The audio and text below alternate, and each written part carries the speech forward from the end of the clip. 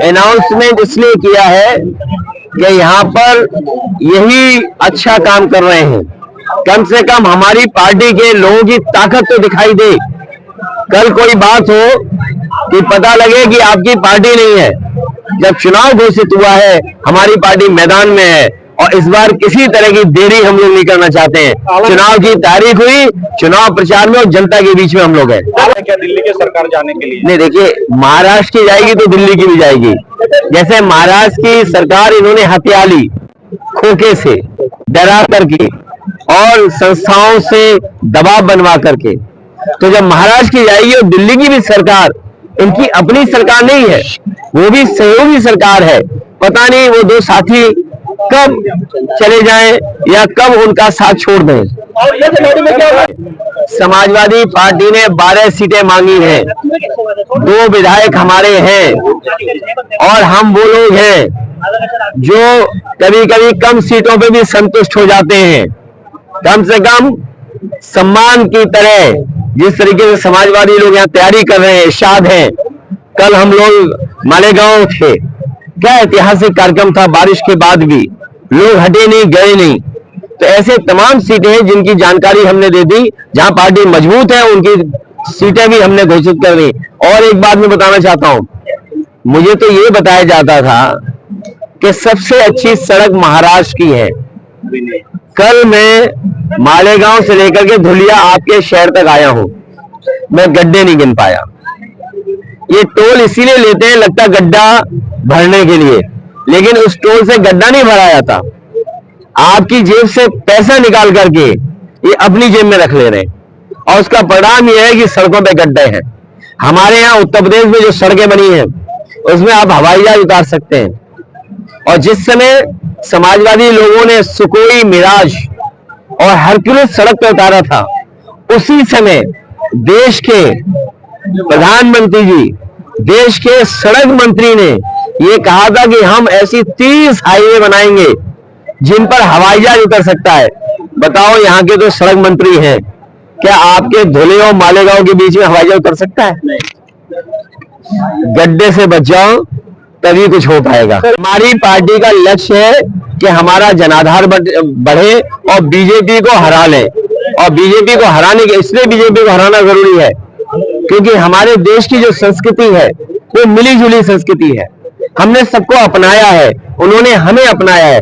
जो लोग यहाँ आए, उस भारत भूमि पर जो लोग आए उन्हें अपना लिया, हमने उन्हें अपना लिया। और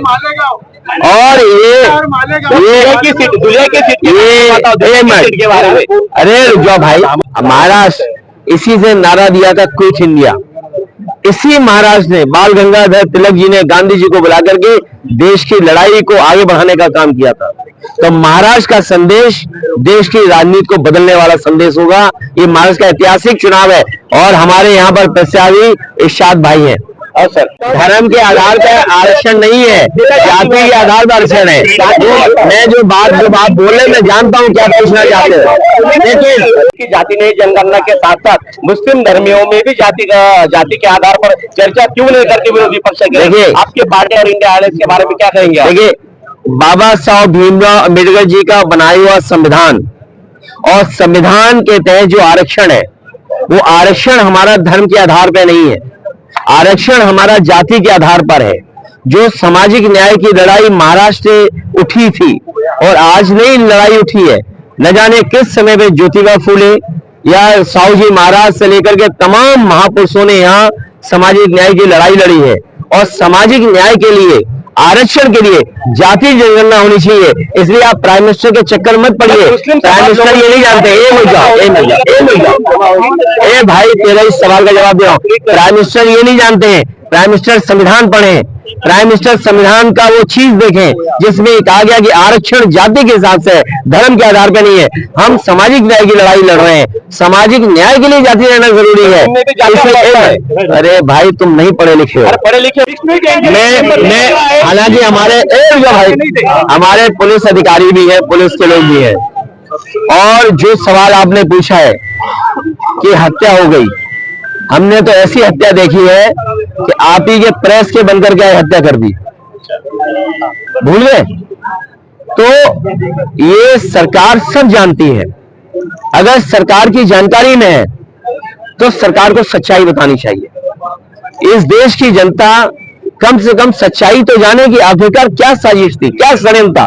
आप केवल महाराष्ट्र में एक मंत्री की हत्या हो जाए तब हो जाए हत्या जब उसके पास किसी कैटेगरी की सिक्योरिटी है, वाई कैटेगरी, एक्स कैटेगरी, ये वाई प्लस की कैटेगरी सिक्योरिटी होने के बाद हत्या हो जाए और फिर किस पे आरोप लग रहा है। और आप तो सोचिए, हमारे देश के ऊपर आरोप लग रहा है, अमेरिका हमारे ऊपर आरोप लगा रहा है, कनाडा हमारे ऊपर आरोप लगा रहा है कि हत्या हुई है। सोचिए हम अपने देश को कहां ले जा रहे हैं। और आज भुखमरी के आंकड़े आए हैं, जो 5 देश हैं उसमें सबसे ऊपर भारत है। और सुनने में आ रहा है कि हमारे पड़ोसी देशों से भी हम गए भी तो हो गए, हम ज्यादा भूखे हो गए। बाबा साहब भीमराव अम्बेडकर जी ने संविधान दिया है, उस संविधान के तहत आरक्षण होना चाहिए। भारतीय जनता पार्टी और महायुति गठबंधन ने महाराष्ट्र की जनता को महादुखी किया है। और जो स्मारक और प्रतिमा में घपले घोटाले देखे, यहाँ पर जो मैंने सड़कें देखी हैं, महाराष्ट्र में भ्रष्टाचार नहीं महाभ्रष्टाचार चल रहा है।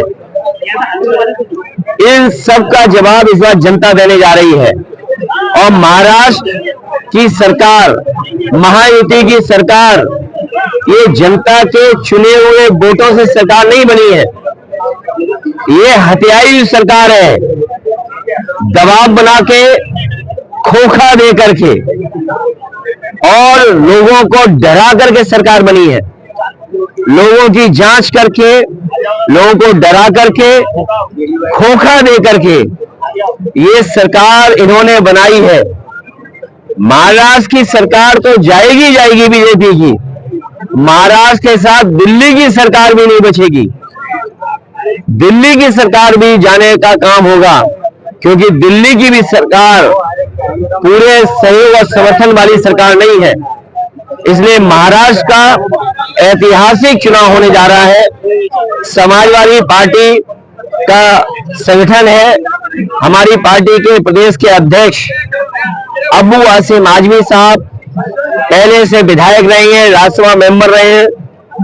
हमारी पार्टी का रईस एक विधायक है, 2 विधायक हैं हमारे। और जहां जहां संगठन है, और आज हम इरशाद जागीरदार के कार्यक्रम में शामिल हुए हैं, ये लगातार जनता की सेवा कर रहे हैं, काम कर रहे हैं। हमें उम्मीद है कि हमारी पार्टी ने जो सीटें मांगी हैं, उन सीटों को शामिल होकर के हम लोग चुनाव लड़ेंगे। और क्योंकि भारतीय जनता पार्टी बहुत ही होशियार पार्टी है, हरियाणा हारी हुई जगह पर उन्होंने सरकार बना ली, इसलिए हम लोगों को सावधान रह करके और अपने वोट को बचा के भी रखना है। क्योंकि बीजेपी के लोग जानते हैं, महाराष्ट्र की सरकार अगर नहीं बनी तो दिल्ली की सरकार चली जाएगी। और महाराष्ट्र की सरकार इसलिए नहीं बनेगी क्योंकि महाराष्ट्र में लोग रोजगार और नौकरी करते थे, महाराष्ट्र में लोगों को रोजगार और नौकरी मिलती थी। आज महाराष्ट्र के कारखाने यहां से छीन करके गुजरात भेजे जा रहे हैं। जो प्रतिमा लगी थी छत्रपति शिवाजी महाराज को, न केवल महाराष्ट्र के लोग बल्कि पूरे देश के लोग उन्हें मानते हैं, पूजते हैं। हमारे उत्तर प्रदेश के लोग भी मानते हैं। सोचिए, उनके स्मारक में, उनकी प्रतिमा में ये घपले कर रहे हैं, तो महाराष्ट्र की जनता ये अपमान कभी स्वीकार नहीं करेगी। महाराष्ट्र की जनता इसको अपना सम्मान का चुनाव भी समझ रही है।